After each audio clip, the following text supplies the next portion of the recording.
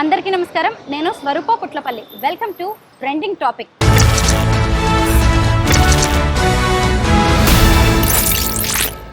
దేశవ్యాప్తంగా సంచలనం రేకెత్తించిన అమృత ప్రణయ్ కేసు గురించి అందరికీ తెలిసిందే.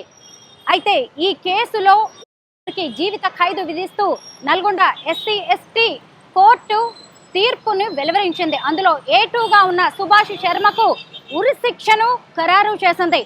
ముఖ్యంగా అసలు వీరందరికీ ఈ శిక్షలు పడడం వెనక ఉన్న కథ గురించి పూర్వాపరాల్లోకి వెళ్లాల్సిందే.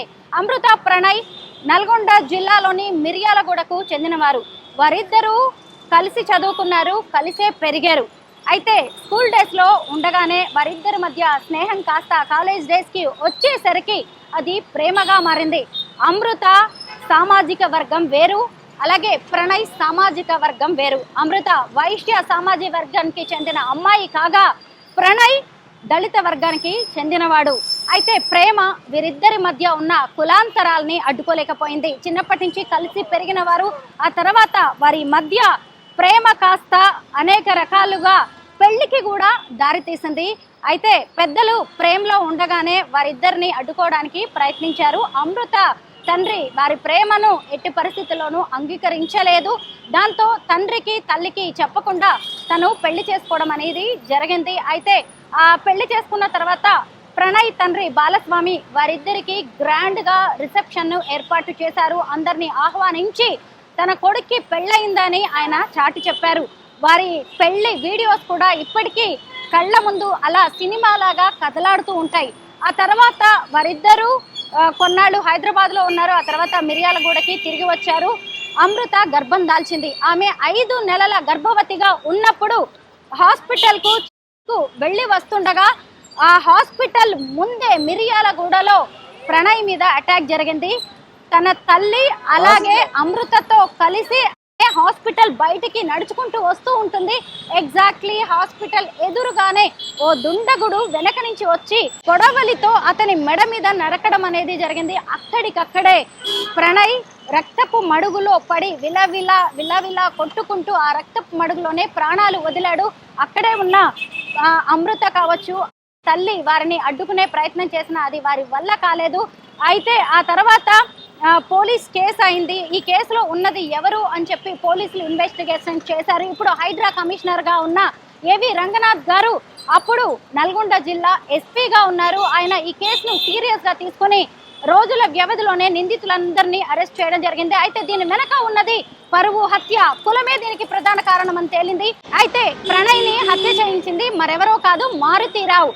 అతను అమృత తండ్రి. తన కూతురు దళిత వర్గానికి చెందిన ఒక అబ్బాయిని ఇష్టపడడం, పైగా పెద్దగా చదువు కూడా అప్పటికి బీటెక్ అనేది పూర్తి కాలేదు ప్రణయ్ది. ఇవన్నీ కూడా ఆయనకి నచ్చలేదు. ఎందుకు అంటే ముఖ్యంగా ఆమె ఈ అమృత ఎవరైతే ఉన్నారో తను ఆయనకు ఒక్కగానొక్క కూతురు. ఆయన ఆశలన్నీ ఆమె మీదే ఉన్నాయి.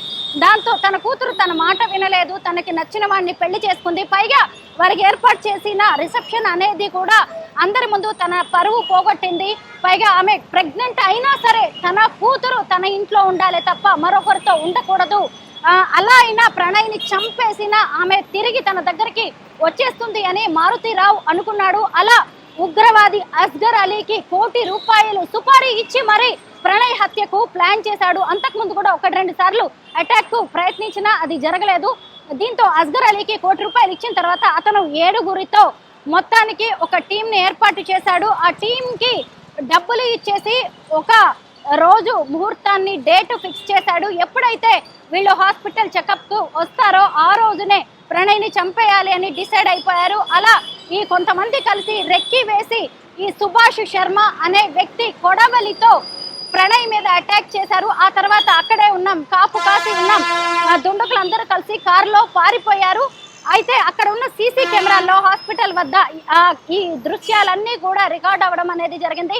ఈ కేసును సీరియస్ గా తీసుకున్న పోలీసులు కొద్ది రోజుల వ్యవధిలోనే వీళ్ళందరినీ కూడా అరెస్ట్ చేశారు. A1గా మారుతీరావుని ఛార్జ్ షీట్ కూడా ఫైల్ చేయడం జరిగింది. ఆ తర్వాత 2019లో ఆయన బెయిల్ మీద బయటకు వచ్చాడు. 2020 వరకు కూడా ఆయన కూతురుతో మంతనాలు జరుపుతూనే ఉన్నాడు. ముఖ్యంగా అమృత రాజీ పడితే తాను ఈ కేసు నుంచి బయటపడాలి అనుకున్నాడు. కానీ అమృత మాత్రం తన స్టాండ్ మీదే తను ఉంది. ఎందుకంటే అప్పటికే తాను 5 నెలల ప్రెగ్నెంట్ తన బిడ్డను ఒకవైపు మోస్తూ ఇంకొక వైపు తను ప్రాణంగా ప్రేమించిన ప్రణయ్ని పోగొట్టుకుని ఆమె విలువెల్లాడిపోయింది. అయితే అన్నిటికీ మించి తను ఎంతో ఇష్టంగా పెళ్లి చేసుకున్న ప్రణయ్ని చంపించింది తన తండ్రి బాబాయ్ శ్రవణ్ కుమార్ అని తెలిసి ఆమె మరింత విలువెల్లాడిపోయింది. అయితే తన అత్తింటి వారి వైపే ఆమె ఉండిపోయింది. ఆ తర్వాత ఎట్టి పరిస్థితుల్లోనూ తాను తన తండ్రికి మిగతా వాళ్లకు శిక్ష పడే వరకు నిలబడే ఉంటాను అని చెప్పి అత్తింటి వారినే ఆమె సపోర్ట్ చేసింది. డెలివరీ అయ్యే వరకు కూడా ఆమె అత్తింటి వాళ్ళతోనే ఉంది. ఆ తర్వాత కూడా ఇప్పటికీ కూడా అత్తింటి వాళ్ళతో ఆమెకు చాలా మంచి రిలేషన్స్ అనేవి నడుస్తూ ఉన్నాయి. అయితే అప్పటి నుంచి ఈ కేసు నడుస్తూనే ఉంది. 2020లో బెయిల్ మీద బయటికి వచ్చిన తర్వాత ఎన్నోసార్లు ప్రయత్నాలు చేశారు ఈ మారుతిరావు. తన కూతురు మనస్సు కరగలేదు, ఎట్టి పరిస్థితుల్లో శిక్ష పడాల్సిందే అని అమృత భీష్మించు కూర్చుంది. ఒకవైపు పరువు పోయింది, ఇంకోవైపు కూతురు రావట్లేదు, ఇంకొక వైపు పశ్చాత్తాపం అనేది ఈ మారుతిరావుని దహించి వేసింది. దీంతో ఆయన ఖైరతాబాద్ ప్రాంతంలో ఉన్న వైశ్య భవన్లో 2020లో ఆత్మహత్య చేసుకున్నారు. ఆ తర్వాత నుంచి ఈ కేసు నడుస్తూనే ఉంది, కోర్టు వాయిదాలు పడుతూనే ఉన్నాయి. అయితే ఇందులో ముఖ్యంగా నిందితులుగా ఉన్న 3 ఇప్పటికే జైల్లో ఉన్నారు. మరో 4 బెయిల్ మీద బయటికి వచ్చారు. అయితే మొత్తానికి ఈ రోజు నల్గొండ SC/ST కోర్టు అనేది దీని మీద తీర్పును వెలువరించింది. ఆ తీర్పును వెలువరించిన తర్వాత ఇందులో ముఖ్యంగా A2గా ఉన్న సుభాష్ శర్మ ఎవరైతే ప్రణయ్ని మెడ మీద నరికి చంపాడో అతనికి ఉరి శిక్షను ఖరారు చేసింది. అలాగే మిగిలిన వారందరికీ కూడా జీవిత ఖైదు వేసింది. అయితే ఎవరైతే శ్రవణ్ కుమార్ కుటుంబ సభ్యులు ఉన్నారో వారు కోర్టు దగ్గరికి వచ్చి తన తండ్రికి ఏమీ తెలియదని, ఇదంతా మారుతిరావే చేశాడు అని, అలాగే అమృత వల్లే ఇదంతా జరిగింది, లేకపోతే తమ తండ్రికి ఈరోజు జీవిత ఖైదు పడే పరిస్థితులు వచ్చేవి కాదు అని వారు కన్నీరు మున్నీరుగా విలిపిస్తున్నారు. మరోవైపు చూసినప్పుడు ప్రణయ్ తల్లిదండ్రులు ఎవరైతే ఉన్నారో బాలస్వామి, అతని తల్లి, తమ్ముడు, వారందరూ కూడా ప్రణయ్ సమాధి వద్దకు వెళ్ళి విలపించారు. తమ కొడుకుని, అతని జ్ఞాపకాలని గుర్తు చేసుకున్నారు. మనందరికీ తెలిసిందే కదా, ఆ తర్వాత అమృత నిహాన్ అనే ఒక బాబు కూడా జన్మనిచ్చింది. ఆమె అతని జ్ఞాపకాల్లో, ప్రణయ్ జ్ఞాపకాల్లో ఆ బాబును పెంచడంలో, అలాగే అత్తమామల సపోర్ట్తో కూడా ఆమె తన జీవితాన్ని వెళ్లదీస్తూ ఉంది. అయితే భర్తను పోగొట్టుకున్న తర్వాత అమృత తల్లి ఎవరైతే ఉన్నారో ఆమె కూడా అమృత దగ్గరికి వచ్చింది. ఇప్పుడు ఒకవైపు ప్రణయ్ తల్లిదండ్రులు, అలాగే అమృత తల్లి అందరూ కలిసి ఈ మధ్య కాలంలో నిహాన్ బర్త్డే సెలబ్రేషన్స్ కూడా చేశాము. ఈ రోజు ఉరిశిక్ష అలాగే జీవిత ఖైదు పడ్డం మీద అసలు పబ్లిక్ ఏమనుకుంటున్నారో తెలుసుకున్నాం. నాతో పాటు ట్రాఫిక్ వాలంటీర్ శ్రీ ప్రేమ గారు ఉన్నారు. ఆమెతో మాట్లాడి ఈ కేసు గురించి అసలు ఆమె అభిప్రాయం ఏంటో అనేది తెలుసుకుందాం. హలో ప్రేమ గారు. హాయ్. మీరు కూడా కేసుని ఫాలో అయ్యి ఉంటారు. అయితే కోర్టు ఈరోజు తీర్పు వెలువరించింది, మీరేమంటారు? దాని మీద మీ అభిప్రాయం ఏంటి? ఒక పరువు హత్యగా భావించి మారుతిరావు గారు 2018 సెప్టెంబర్ 14లో సుపారీ ఇచ్చి తను ప్రేమించిన అబ్బాయిని, కూతురు ప్రేమించిన అబ్బాయిని చెప్పిన మాటలు వినలేదని, పెళ్లి చేసుకున్న తర్వాత ప్రెగ్నెంట్గా ఉండగా హాస్పిటల్కి వెళ్ళి వస్తుండగా హత్య చేయించడం జరిగింది. అప్పుడు చాలా సెన్సేషన్ అయింది. అది క్రమంగా గడుస్తున్న కొద్దీ మారుతిరావు సూసైడ్ చేసుకోవడము, మళ్ళీ 7 ఇయర్స్ తర్వాత 2025లో స్థానిక కోర్టులు గుర్తించి నిందితులకు తగ్గట్టుగా శిక్షలు వేయడం జరిగింది. మారుతిరావు కూడా తట్టుకోలేక సూసైడ్ చేసుకున్నాడు. ఇప్పుడు ప్రజెంట్ అందరికీ A2కి ఉరిశిక్ష వేయడము, మిగతా నిందితులందరికీ జీవిత ఖైదు వేయడం వల్ల న్యాయ వ్యవస్థపై నమ్మకం ఉంది. ప్రతి తల్లిదండ్రులు వాళ్ళ పిల్లలకి ఉన్నతమైన విలువనిచ్చి వాళ్ళ జీవితానికి అభివృద్ధి చోటునివ్వాలి, కానీ వాళ్ళ భవిష్యత్తును దెబ్బతీసి వాళ్ళ దృష్టిలో చులకనై వాళ్ళ పిల్లల భవిష్యత్తులో కూడా చులకన కావద్దని వేడుకుంటున్నాను. అందరూ కుల మత లింగ భేదాలు లేకుండా అందరూ ఈక్వాలిటీగా ఉండాలని కోరుకుంటున్నాను. ప్రేమ, అసలు మిర్యాలగూడలో జరిగిన ఈ పరువు హత్య, ప్రణయ్ హత్య అనేది ఎంత కలకలం రేపిందో మనమందరం చూసాము. కానీ ఈ మధ్య కాలంలో అక్కడే సూర్యాపేటలో కూడా ఒక ఇన్సిడెంట్ జరిగింది. భార్గవి, కృష్ణ అనే వాళ్ళిద్దరూ పెళ్లి చేసుకున్నారు, ప్రేమించుకుని. అక్కడ కూడా కులాలు వేరు. పెళ్ళైన 5 నెలలకే ఆ కృష్ణ అనే వ్యక్తిని భార్గవి అన్న, తల్లి, తండ్రి అందరూ కలిసి హత్య చేయడం అనేది జరిగింది. అంటే ఒకవైపు ప్రణయ్ కేసు ఇంత సీరియస్ గా నడుస్తూనే ఉన్నా, ఇంకొకరు కూడా పరువు హత్యకు పాల్పడ్డాన్ని మనం ఎలా చూడాలి? పరువుగా పిల్లలకే కాకుండా తల్లిదండ్రులు కూడా పరువుగా భావించి పిల్లలను, అటు ప్రేమించిన వారిని, వాళ్ళ కుటుంబాలను ఇబ్బందికి గురి చేస్తున్నారు. ఇంగితత్వంలో ఆలోచించి అర్థం చేసుకొని, అంటే తప్పు చేసినప్పటికీ మార్పు చెందించడానికి ప్రయత్నించము, లేకుంటే డాక్టర్లు కౌన్సిలర్ల దగ్గరికి వెళ్ళి మార్చడానికి ప్రయత్నించడము, లేకుంటే లీగల్గా కేసులు పెట్టి పిల్లల్ని మార్చి మన పిల్లలుగా పెంచుకోవడము, లేకుంటే వాళ్ళకే పెళ్ళిళ్ళు చేసి బాధ్యతగా నిర్వర్తించి వాళ్ళనే వెనక నుంచి సపోర్ట్ఫుల్గా చేయడమో చేయాలి తప్ప ఇట్లాంటి పరువు హత్యలు చేస్తే ఏమొస్తుంది? ఏమీ రాదు.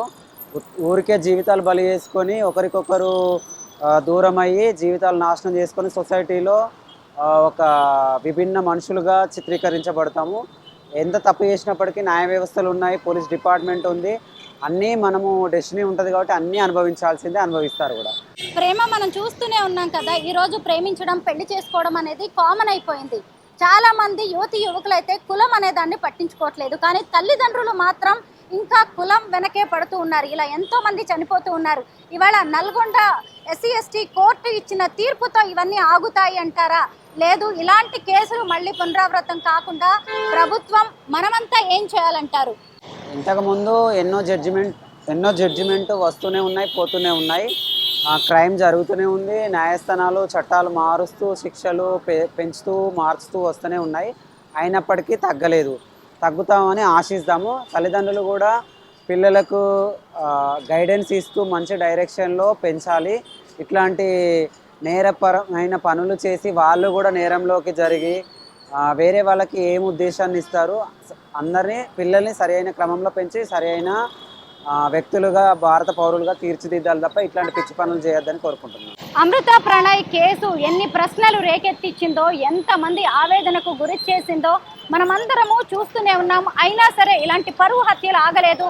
ఆ తర్వాత మంథని మధుకర్ కావచ్చు, ఇటీవల జరిగిన భార్గవి కృష్ణ ఇన్సిడెంట్ కావచ్చు, సూర్యాపేటలో ఇటీవల ఈ మధ్య జరిగిన కృష్ణ హత్య కేసు అయితే అసలు ఇప్పటికీ కూడా ఎంతో మందిని కన్నీరు పెట్టిస్తోంది. పెళ్ళై 5 నెలలకే భార్గవి తరఫు వారు అతన్ని చంపేశారు. ఇలా ఎంతో మందికి కులానికి పరువు హత్యలకు బలవుతూనే ఉన్నారు. ఇది ఎంత మాత్రము కరెక్ట్ కాదు. ముఖ్యంగా సమాజంలో మార్పు రావాలి. ఇటు యువతి యువకుల్లో కూడా మార్పు రావాలి. కులం అనేది దేనికి అడ్డు కాకపోవచ్చు, కానీ ప్రేమించే విధానంలో అలాగే పెద్దల్ని ఒప్పించడం కావచ్చు, వారిని ఇష్టపడేలాగా మళ్ళీ మార్చుకోవడం, ఇవన్నీ చాలా ఉంటాయని పబ్లిక్ చెబుతున్నారు. ఏది ఏమైనా ఇలా తమకు నచ్చిన వాళ్ళని పిల్లలు చేసుకోవడంతో పెళ్లి చేసుకోవడం, వారిని తమ జీవితాల్లోకి ఆహ్వానించడాన్ని ఇష్టపడలేక నచ్చలేక కొంతమంది తల్లిదండ్రులు ఇలాంటి హత్యలకు పాల్పడ్డాన్ని మాత్రం ఏ సమాజం ఏ సంఘం హర్షించదు. ఎప్పటికైనా ఇలాంటి నిందితులకు శిక్ష పడుతుంది అని ఈరోజు ప్రణయ్ కేసు నిరూపించింది.